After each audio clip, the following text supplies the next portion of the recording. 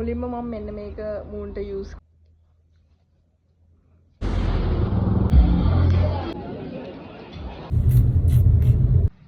මං අද වෙඩින් එකකට යන්නයි හදන්නේ.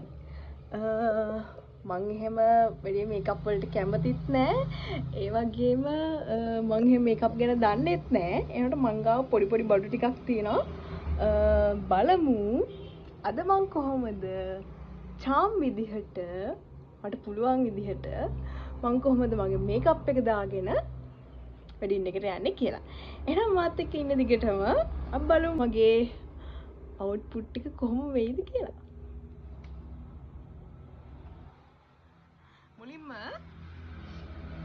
මුලින්ම මම මගේ මූණට මේ ක්‍රීම් එක දානවා. මේකප් ආටිස්ට්ලා ඔන්න මේ මොනවද මේ කියලා හිතන්න එපා. මට පුළුවන් විදිහට මම මේක කරන්නේ. අඩුපාඩු තියෙනවා නම් කියන්න.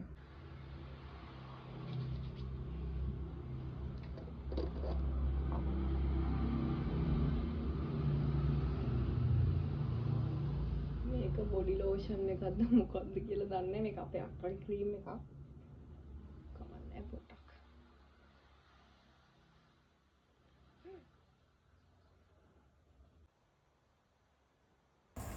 මම ඉතින් මූණට වගේම ඒ ඇප්ලයි කරන දේවල් බෙල්ලටත් ඇප්ලයි කරා. මේ තියෙන්නේ කාලයක් තිස්සේ මමයි අපේ අක්කයි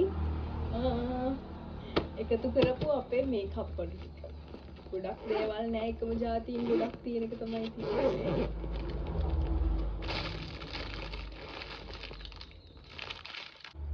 මේ තියෙන කන්සීලර් එක මේකෙන් මගේ මුණේ තියෙන පැචස් ටික මම පොඩ්ඩක් කවර් කරගත්තා.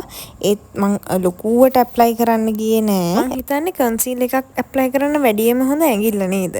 ඇඟිල්ලෙන් අර ටැප් කරාම මං හිතුවා ඒක හොඳට ස්කින් එකට ඇබ්සෝබ් වෙනවා කියලා. ඒ වගේම මගේ ඩාර්ක් සර්කල්ස් නම් ටිකක් වැඩි වගේ.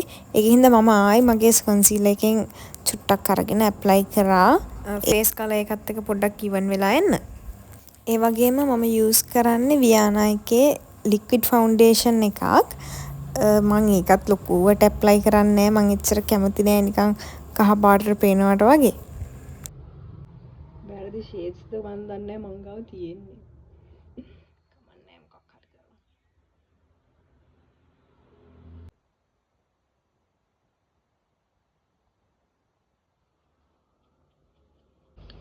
පොඩි ෂේප් එකක් තියෙනවා නේද? මට මං වෙලා ඉන්න තිබ්බොත් නම් ඇති. ඊට පස්සේ ඉතින් මම පොඩ්ඩක් පවුඩර් කරගත්තා. ඒ වගේම මේකප් කරන්න ඕන හැම බඩුවක්ම ඉතින් මං ගාව නෑ. මං ඉතින් තියෙන දේවල් වලින් පොඩ්ඩක් අර පොඩි ෂේප් එකක් දාගන්න තමයි ඉතින් try එක දෙන්නේ. බලන්නකෝ ඔයාලා මගේ මේකප් ලුක් එක හොඳයිද කියලා. ඊට පස්සේ අයි ෂැඩෝ එක ඇප්ලයි කරගත්තා. මට මතක විදිහට මේක නම් මම මේ තෙමු එකෙන් ඕඩර් කරලා ගත්ත අයි ෂැඩෝ පැලට් එකක්. ලස්සන කලර්ස් තියෙනවා. මං ගාන්නේ ඔන්න ඔය බ්ලූ. හැබැයි මං ගන්න ඕනේ ඊට උඩ තියෙන බ්ලූ එක අමතක කළා. මං ගාන්නේ යට තියෙන බ්ලූ එක. ඊට පස්සේ රෝස් පවුඩර් නේ මේකට කියන්නේ. ඒක යූස් කරන්නේ මං දන්නේ ඒකේ රෝස පාට එකට අමතරව අනිත් පවුඩර්ස් දෙකෙන් මොකද්ද කරන්නේ කියලා දන්න කට්ටිය ඉන්නවනම් පොඩ්ඩක් කමෙන්ට් එකක් දාගෙන යනවද? එතකොට මට ඒක ප්‍රයෝජනයකට ගන්න පුළුවන්. ඉස්සරහට මේකප් එකක් දානකොට වැඩි රෝස් පවුඩර් දාගන්නෙත් නෑ. මොකද නැත්තම් ඥාන කතා මල්ලි වගේ පේනවනේ මාව. හයිලයිට් එක. මේකෙන් පොඩ්ඩක් අර ෂයින් වෙලා පේන්න ඕන තැන් ටික හයිලයිට් කරගන්නවා. මේකත් මට මතක විදියට මම තෙමු එකෙන් වගේ තමයි ගෙන්න ගත්තේ. ඉතින් ගෙනල්ලා ටික දවසක් වෙනවා.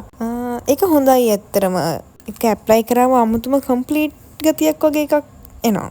ඔයාලට කම්මැලිත් ඇතිනේ මගේ මේ කිසි තේරුමක් නැති වීඩියෝ එක බලන එක. කමන්නේ ඉතින් මට ආස හිතුණා මේක කරන්න. ඒකයි ඉතින් මං කරේ. ඔයාලා ඉතින් අකමැත්තෙන් හරි කමන්නේ බලාගෙන යන්න.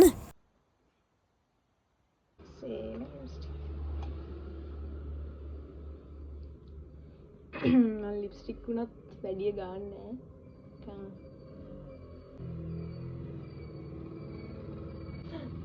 ඇප්ලයි කරගත්ත ලිප්ස්ටික් එකත් පොඩ්ඩක් එහෙන් මෙහෙන් ෂේප් කළා ගෑව නොගෑව ගානට වගේ මම ගත්තා. ගත්තා.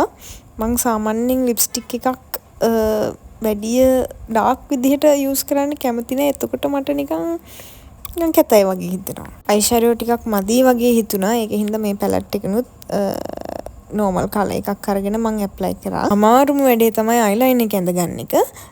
මේක ලික්විඩ් පෙන්සිල් එකක් වුණත් හරිම අමාරුයි මට ඒක කරගන්න. ඒත් මම බොහොම අමාරුවෙන් කොහොම හරි වැඩේ ගොඩ දාගත්ත.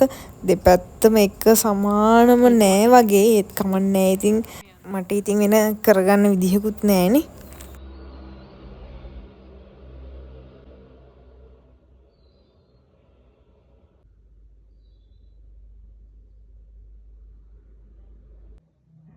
ලොකු වෙනසක් නෑ. පොඩි එකක් තියෙන්නේ.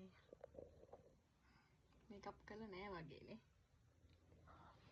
මම සාරි එක දාගෙන ඉක්මනට එන්න. සාරි එක මට පුළුවන් විදිහට ඉතින් මං ඇඳගත්තා. ඕක ඉතින් අම්මා ඊට පස්සේ ඇවිල්ලා අඩුපාඩු බලලා මට යන්න කලින් ඒක වැඩේ කම්ප්ලීට් කරලා දුන්නා. මං ඇත්තටම අර පොට කඩලා දාලා අඳිනවා කියන්නේ අන්න ඒකට ආස නැහැ. මොකද මට සාරිය ඇඳලා පුරුදු නැති හින්දා ඒ පොට මට හැන්ඩල් කරගන්න හරි අමාරුයි. මම ඇවිදිනකොට එක්ක අර පුටු උඩින් ඇතිලීගෙන යනවා. ඔය වගේ නිකන් පොඩි පොඩි ප්‍රශ්න තියෙනවා. ඒකින්ද මට මේ විදිහ හරි ලේසි. ඊට පස්සේ ටික දුර එන්න හම්බුනේ. ත්‍රිවිල් එක්කෙනෙක් වමෙන් ඕවර්ටේක් කළා. මගේ වාහනේ පිටිපස්සේ බෆර් එකේ වැද්දුවා. හෝන් එක උඩ නැග්ගෙන ඉතින් ටික විතරයි මේ මිනිස්සයා වල්ලගන්න. කොහොම හරි ෆලෝ කරගෙන ගිහිල්ලා අල්ලගත්ත නැත්තම් එයාමුත් නෝන ගන්නට යන්න හැදුවේ. ඉන්ෂුරන්ස් එකට කතා කරලා එන රස්තිය ආදුවක් වෙලා තමයි අන්තිමට මට වෙඩින් එකට යන්න උනේ. කොළඹ ගමන ඇත්තටම එපා වෙනවා. මගේ ෆස්ට් ටයිම් මේ කොළඹට තනියෙන් ඩ්‍රයිව් කරන. මං ඉතින් ඔයාලට ලස්සන වීඩියෝ එකක් ගේන්න හිතන් හිටියේ. ඇක්සිඩන්ට් එක වුණාට පස්සේ මගේ මූඩ් එක සම්පූර්ණයෙන්ම ඉවර වුණා.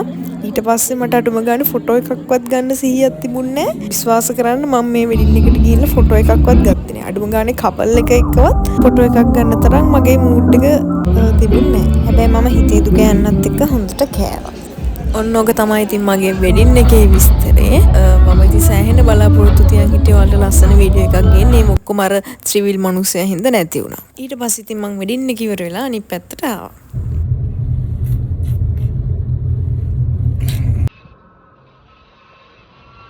අනේ හදාගත්තා.